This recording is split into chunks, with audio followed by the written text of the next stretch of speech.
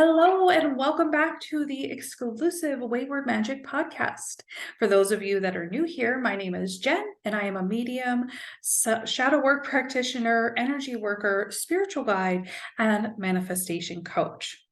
I help people heal from their past, work through their limitations and their fears so that they can consciously create a life full of magic and abundance. And as a manifestation coach, I have so much manifesting content and immersions and teachings that I thought it would be great to pull some of that out and start sharing here on the podcast. So if you missed last podcast episode, I talked about some of the top manifestation myths and we went ahead and debunked them all. And so today I want to share some of my powerful and most favorite manifestation power tips. Let's dive right in, my friends. Tip number 1, intention. The number one method I use for manifesting the reality I desire is intention. Not only do I intend for things to happen, but I also work with intention when it comes to how I spend the currency of my time, my thoughts, and my energy. These are all aspects of our overall soul wealth, and I now use them with great care, attention, intention, and soul. These areas also impact the abundance or the magic that we experience in our outer world. Intention is something we are also starting to dive into in the Wayward Path Work program. We do this in shadow work. We do this in Abundance Reset and Mastery. It is in all of my teachings. Not only does intention help us with our manifesting, but it also helps when it comes to doing shadow work, taking an inner healing journey, and stepping into our own personal place of power. So my question for you to ponder on today is, how much intention have you been putting into your day-to-day life, your thoughts, and your decisions?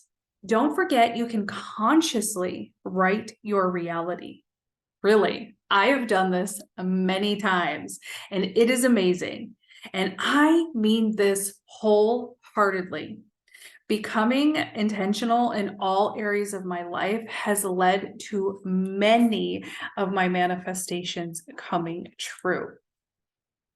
I used to be very unintentional about my thoughts, my energy, my time. I was in full-blown shadow, lack, and victim mindset. I believed people and situations took energy from me, and therefore I didn't have a choice, and things were just the way they were. But I later learned this is utter BS. We've been creating our reality all along. Do you know that your reality is essentially images and beliefs of the mind physically manifested? What you think about most is what you are going to experience more of. What you spend your time resisting, you will experience more of.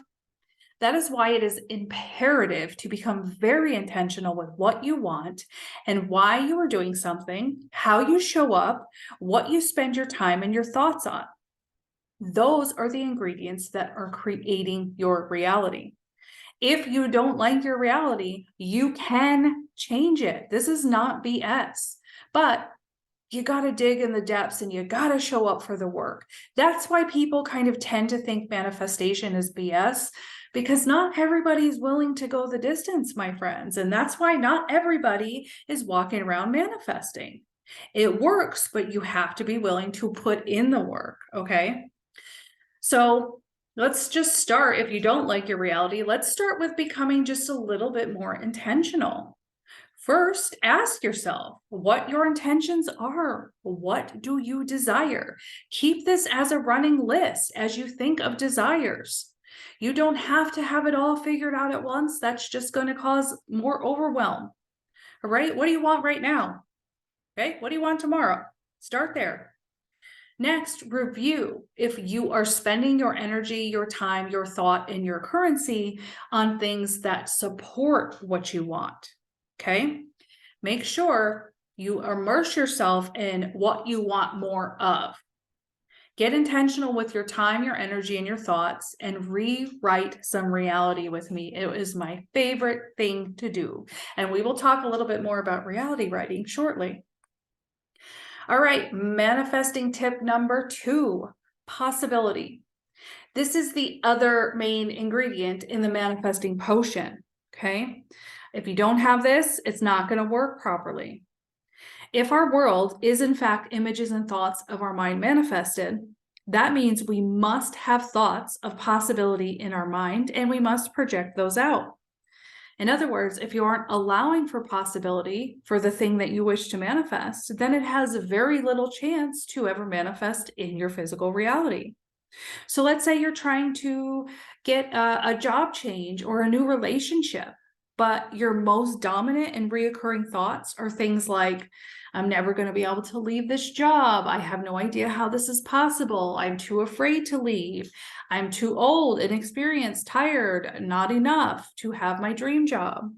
Or if it comes to a partner, I'm never going to meet a good partner. I have never had a good relationship and probably never will. It's so hard to meet someone. I'm so lonely. I don't love myself, but I want to find someone who does love me, right? If that's the energy of your thoughts, you're going to manifest more of what you think about. So you can see where possibility becomes a very important ingredient to your manifesting potion.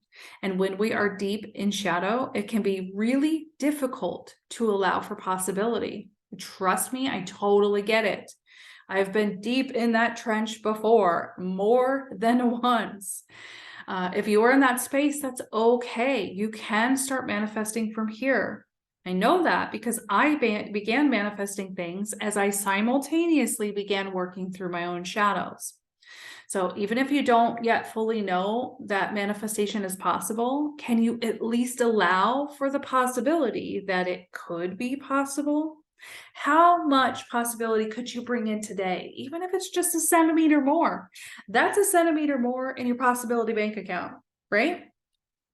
When you find yourself saying, there's no way this is going to work out for me, I have no idea how to make it happen, I would really love for you to start repatterning that story with some questions to yourself. This is a great repattern activity. This is something you can do on the go when you're on the job and you have these thoughts, when you're driving, when you're getting ready, when you're walking through a store. All right. Anytime you recognize that one of those limiting thoughts, like you're just stressing on how am I going to make this happen? Start instead asking, what if it could be possible? What if my dreams could actually come true? What would that look like? Who would I need to be? What decisions would I need to make to support that? Right? Reframe your questions, reframe the evidence that you're looking for. And if you really want to turn up the dial and that line of questioning, my personal favorite is what the F else is possible here. All right. I will go to that energy and it helps me get into that boss witch mode and really allow for more possibility to come in. So if that works for you, take that activation. Check in with your mind. Are you desiring something, but you're not really allowing for the possibility of that thing? So for example, this is going to look like, I really want to travel, but I don't have enough vacation at work. I don't have enough money, travel funds. I don't know who's going to watch my dog. I don't know who's going to travel with me, right? If your second thoughts there immediately go into trying to control the situation, trying to figure out all the things, you're closing the gate of possibility. You actually do not need to know how it's going to happen. I know that sounds weird. As humans, we don't like that. I didn't like that. My clients don't like that, right? That's not the way we're taught. It's not the way we live life. We've got to have it figured out before we make a move, right? So I know this is going to bump up against a lot of people, but all you have to do is just give yourself permission to have the thing. And when the thoughts are like, but how, you've got to recognize those and you start asking different questions. Then all of a sudden you start getting these intuitive hits, these little steps to take, these little ideas, these little downloads that start contributing to the thing you want to manifest, because that's the evidence you're now seeking, because you've let possibility in, because you got the hell out of the way, because you don't actually need to figure it all out. You're never going to get all the steps at one time. You can't take all the steps at one time, right? You can't make all those moves at once. So why do you need them all at once? You're just blocking yourself. Where can you bring in just a little bit more possibility today?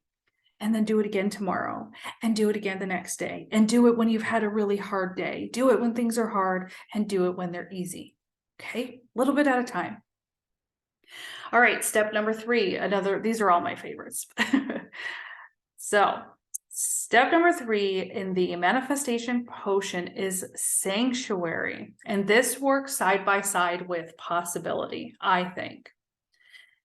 Specifically, I'm talking about sanctuary of the mind. So here we're bringing the tools together. When we start to become more intentional, which was tip number 1, with our thoughts and our energy currency, then we start bringing in more possibility for our manifestations.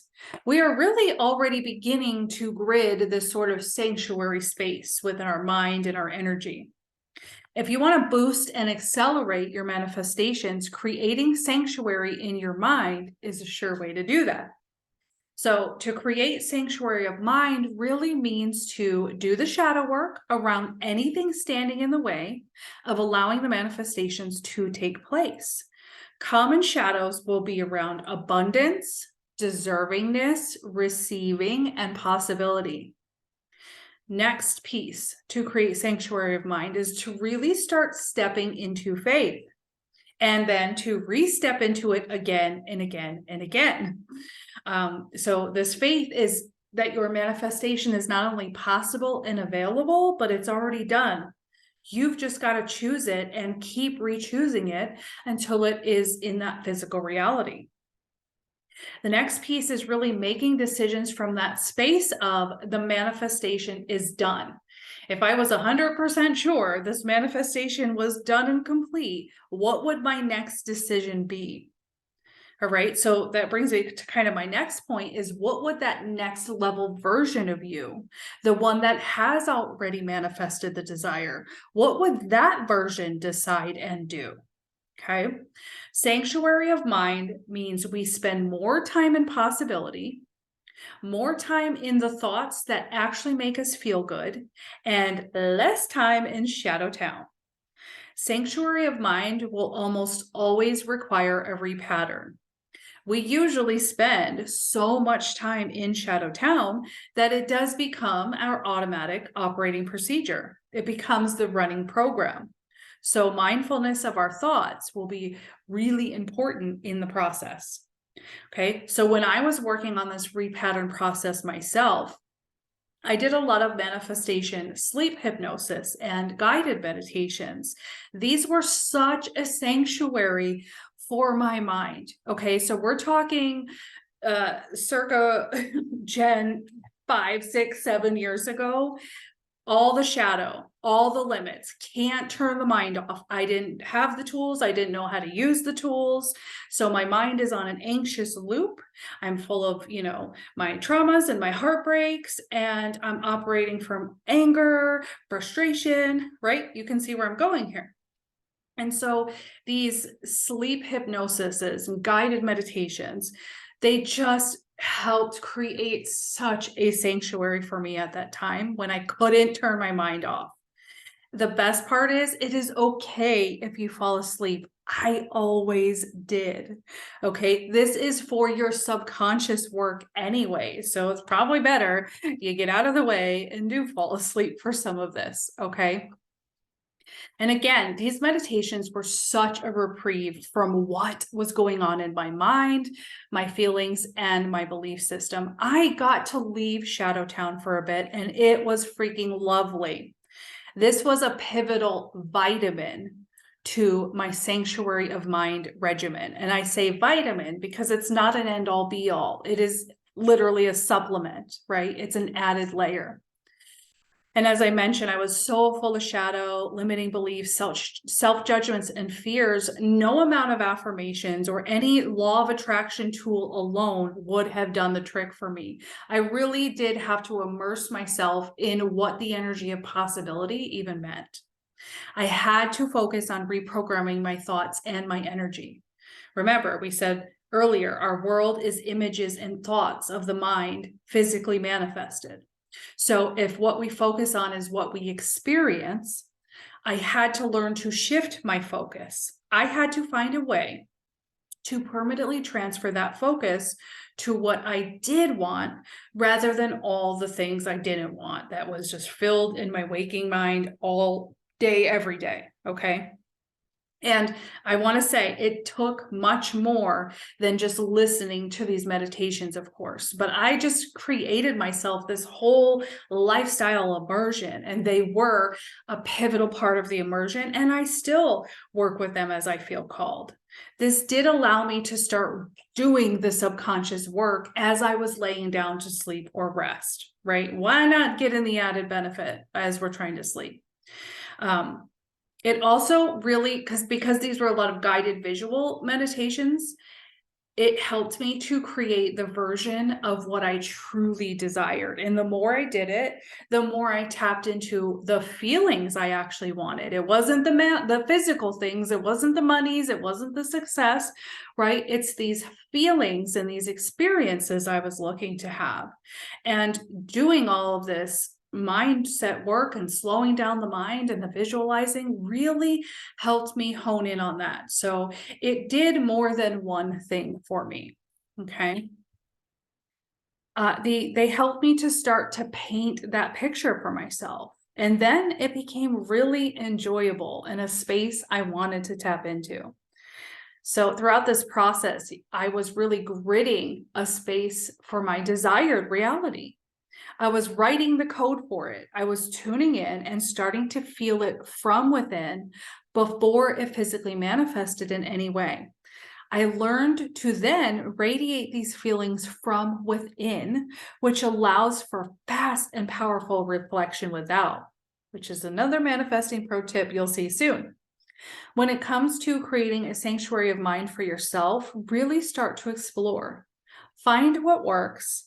Find the spaces and time where you are able to tap into possibility, peace of mind, and then add that to your manifestation medicine bag and pull out all the medicine and vitamins when it comes to your manifestation process. So I do have a couple of recommendations here that I worked with all the time at the very beginning of my manifestation journey, probably for a good 2 years. And I'll post the links in the description as well. These are meditations from YouTube. These are not mine.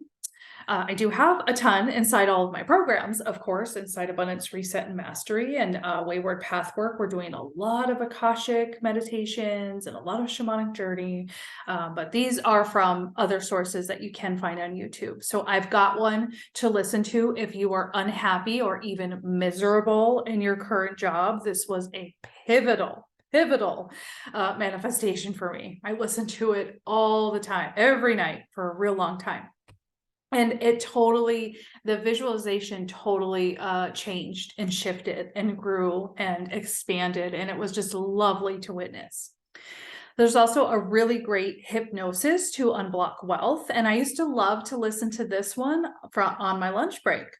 So, you can make shifts here. I went from eating with others who were complaining the entire lunch break anyway, or scrolling on social media, to going somewhere by myself, like my car. I would close my eyes, I would settle in, and I would listen to this hypnosis. Okay, this is another one I listen to regularly for about a year or so. Another favorite is Manifest While You Sleep. This really helped me create my desire world. And then sleep hypnosis for wealth, gratitude, prosperity, attraction, and abundance. That was another one that I like to listen to a lot. So I will have all of those links for you. If you do start immersing in some of these meditations, I would love to hear all about it, because these were my magic, friends. These were my tool for such a long time. Okay, moving on. Tip number 4, we brought up writing your reality a little while ago. So let's dive into that. This is one of my top go-to manifesting activities. A few years ago, as I was learning all the things about manifesting, I did discover a lot of outward activity that you can do to support your manifesting. And reality writing was one of my favorite activities because it also covered the mindset work, which, if you remember, is manifesting ingredient number 1. My version of reality writing is to write down everything I desire to experience as an I am statement or as this is done. So on any given day, you will find statements like the following in my reality writing. Everything works in my favor no matter what, and I get treated like a VIP everywhere I go. So many of you, if you've been with me for a while, I know you've heard this. I've been writing these 2 statements into my reality for the past 2 or so years now. I have aligned to those beliefs so much that I see them play out in my physical world all the time. Reality writing works. I truly believe these to be true now, and I see it reflect back to me, and it's freaking awesome. And I did not used to be like that. I used to feel like I got treated like crap everywhere I went, or I'd get the door slammed in my face everywhere we went, or, the bad customer service, or all of the things, right? Not my experience anymore. I'm telling you, this works. You don't want to discount the power of perspective and the complete power you have to consciously choose what your reality is. And again, you do have to keep choosing. Every day you get to choose. I used to not believe that when I was waist deep in my shadow. If someone told me, write your reality, I would probably have some choice words and flip them off because that would have been a bunch of BS to me back then. But I now know that was my shadow and my limitation talking.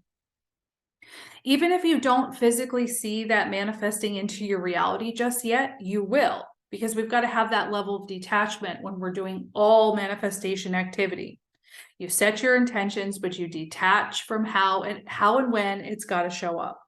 You write your reality, but you detach from when and how it's got to show up. Well, what do I do then if I'm not worrying? You follow intuitive thought.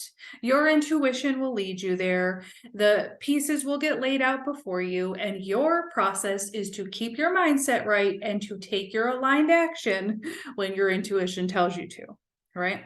Show up for the mindset work every single day of your life. It is easy to do this when things are flowing free. It is not so easy when you're having a really hard time going through something really rough or hard or traumatic. But it is still possible. It's up to you. If you have the wherewithal to continue consciously creating throughout all of life's ups and downs, that's your choice. So even when I have a bad day, I'm in this space of, you know what, I'm having a shit day, but I still know everything works in my favor. I might want to throw a little fit for a little while. I might want to be annoyed for a little bit. I might allow for some humanness to come to play there, right? But I will always go back to everything's working in my favor, even if it doesn't feel like it. That is a non-negotiable belief for me now. So that's generally what my reality looks like, even on those shitty days. And so the question for you to ponder today is, what are you writing into your reality each and every day? All right, let's get into tip number 5, desire mining. If you're just trying to manifest money and you aren't tuning into deeper, truer desires, then you're going to find it probably difficult to manifest more money. But if you are willing to put some time and energy into tuning in to what you truly desire to feel from all this money, then you will find your manifestations come to you much more effortlessly and in such divine ways. Speaking from experience here. So what feelings are you trying to buy with this manifestation of money? That's a really good journal prompt. What feelings are you trying to buy when you're trying to manifest more money? Keep digging past all the don't wants, all the lack you are trying to buy your way out of, And don't stop until you strike gold in the form of discovering your soul desires. Is this a journey? Yes, it is. However, it's a very important part of the journey that a lot of us try to skip by just defaulting to ask for more money. If I have more money, I can just buy my way out of happiness. Speaking from experience, okay, I try to bypass all of that. I don't know what I want, but if I have money, I can buy it, right? That was my mindset. If there's no desire behind the manifestation, then it's going to continue to feel like it's falling short. If the manifestation of money is built on a foundation of lack of money, then we are manifesting out of shadow instead of from a space of soul desire, which is the manifestation power move, right? The desire, the soul desire, what your heart truly wants, that's your power move. If you find yourself constantly wishing you had more money, I do encourage yourself to start asking why you want it. I encourage you to identify all of the shadows in your answers, and then I encourage you to start rewriting your manifestation from an empowered space. A little secret, my friend, it's never the money we actually want. And an even bigger secret, it's not even the freedom to do what we want that we're truly after, right? So I've seen people go past, oh, I want money. They're going a little bit deeper. Well, if I have money, I have freedom to do what we want or do what I want. A quest for the manifestation of freedom implies we believe there is a lack of freedom. And that is a shadow belief. Perhaps the real true desire is to feel free on the inside, free from shadow, free from fear, free from your own self-imposed limitations or self-judgments. So you can see how we went from, I want more money, I can buy some happiness. Oh, I want money so I can have the freedom to what I want. I don't want more money. What I really want here is the freedom from self-destructive thoughts, self-judgments, right? Those self-imposed freedoms. And had you not been willing to do a little bit of desire mining, you would have missed that. But when you get right to that root, you can then start experiencing those feelings without ever even money being involved. All right. So the reason I'm going with this example is because I think back of when I decided, like, oh my gosh, my whole house needs an overhaul. Like all the fixtures and the flooring and the furniture, everything needs an overhaul.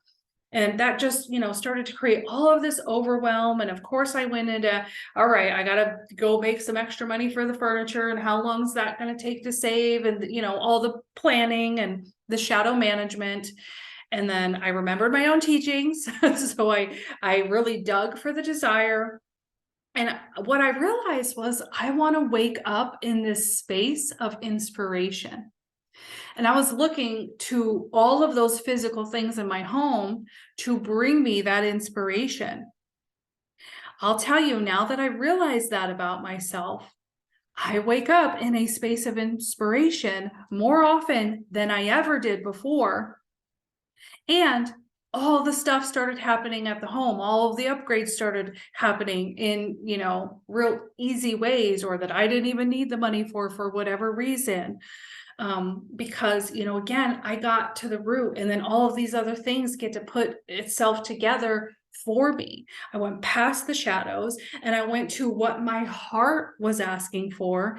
That is going to power up the manifestation. So do take the time to desire mine. Okay.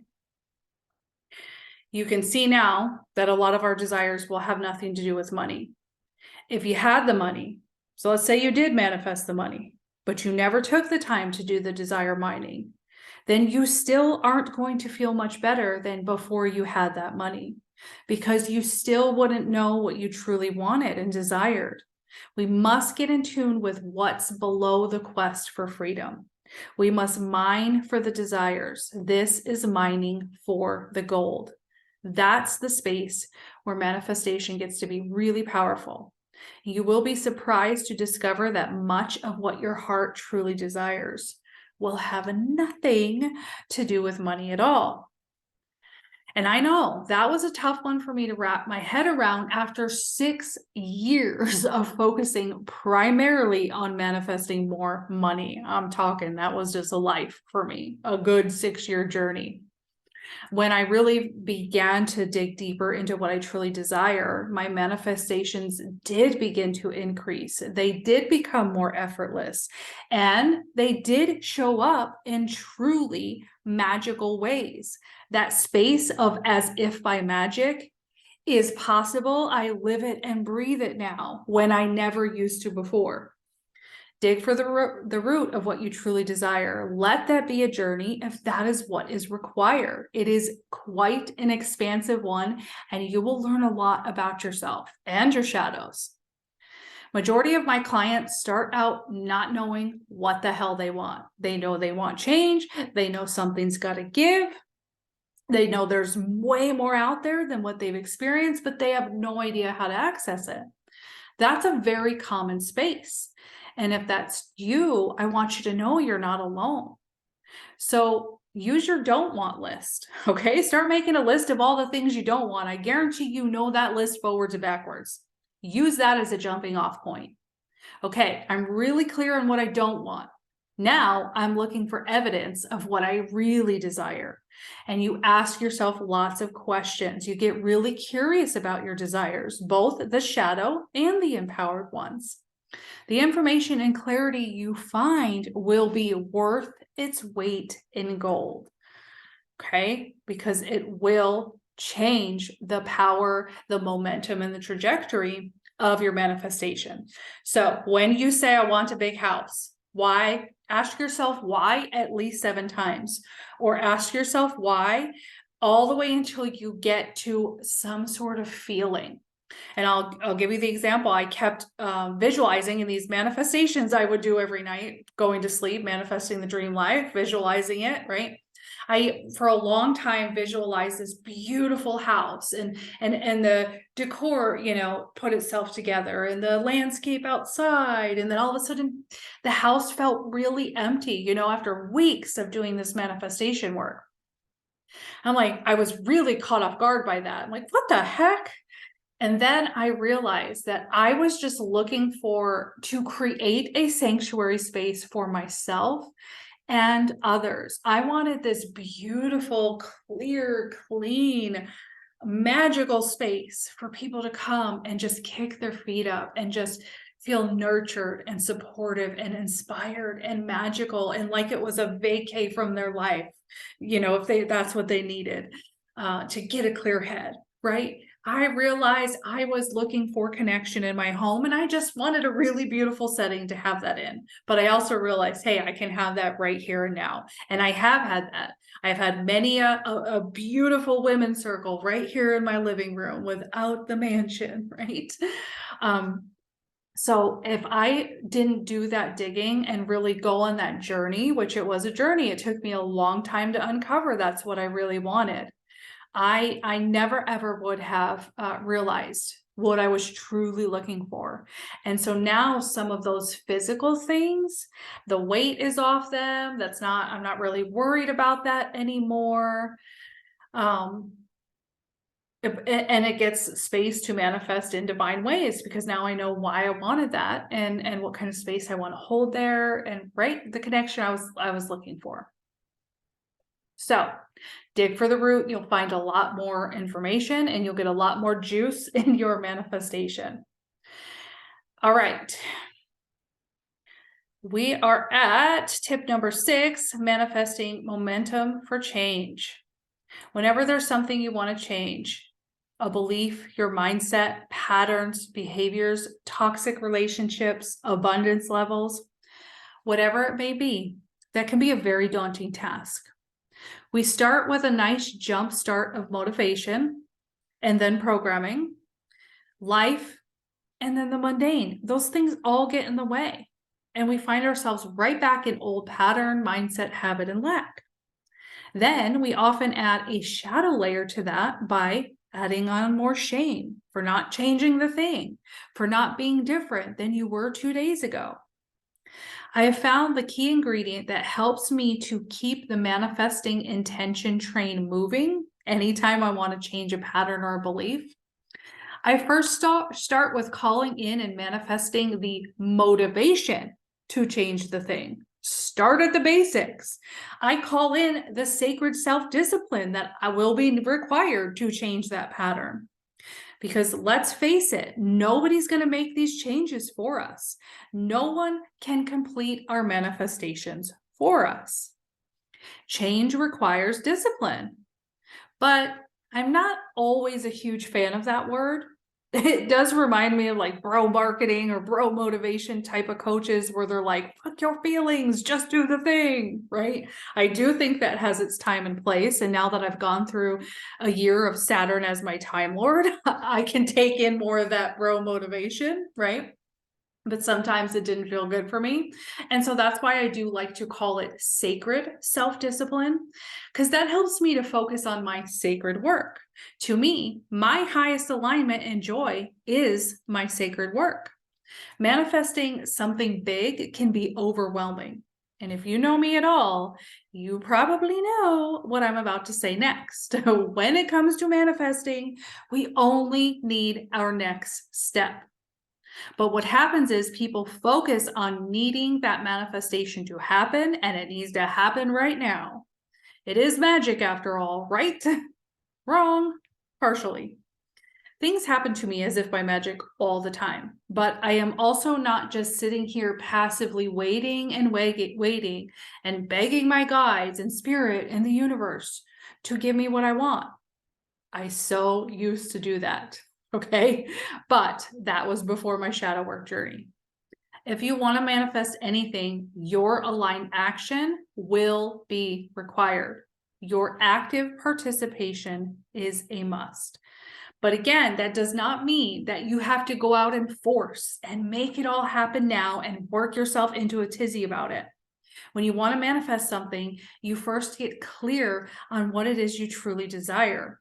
You contend with the shadows and the fears that come up along the way. And in terms of where to get started, all you have to do is to attune to each of your next aligned actions and then actually take that action step.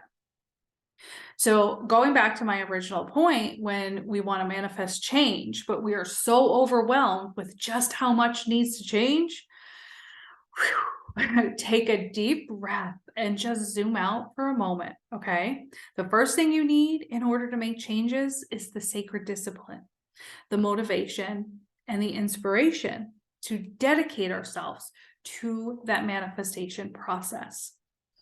Anytime I start with calling in the inspiration or calling in sacred discipline to do my part in creating the change, it always works out for me. So you start with having your end result in mind, right? Your desired manifestation. But then we must do the zoom out and we start at the bottom of the ladder. The bottom step is where we conjure up sacred discipline and dedication to even show up for this change or manifestation in the first place. And that's how it gets to be quote unquote easy. That's how change begins to happen, seemingly as if by magic. But it's not all magic, is it? It's not necessarily the change that we need to manifest. It's the discipline to show up and create the change. In order to keep the manifesting train moving and not get overwhelmed, this is always how I start. Okay, I ask for the motivation, right? And I've used this method for manifesting change in many areas of life. All right, so my diet, weight, and conjuring up a healthy lifestyle. That used to be a big struggle for me. How active I am and how much I exercise or how much movement I engage in. All right, I've also used this method to call in the discipline to change my mindset to an abundant one in the first place. Called in the help. I used, I manifested the momentum for change for how I show up in all kinds of relationships. I want to show up as my most aligned self. How I show up in business, how active I was in creating friendships and experiences and being open to those. I've conjured up bravery and confidence to help with the transition process of any change. I've conjured up self-confidence and self-love, and that is just to name a few.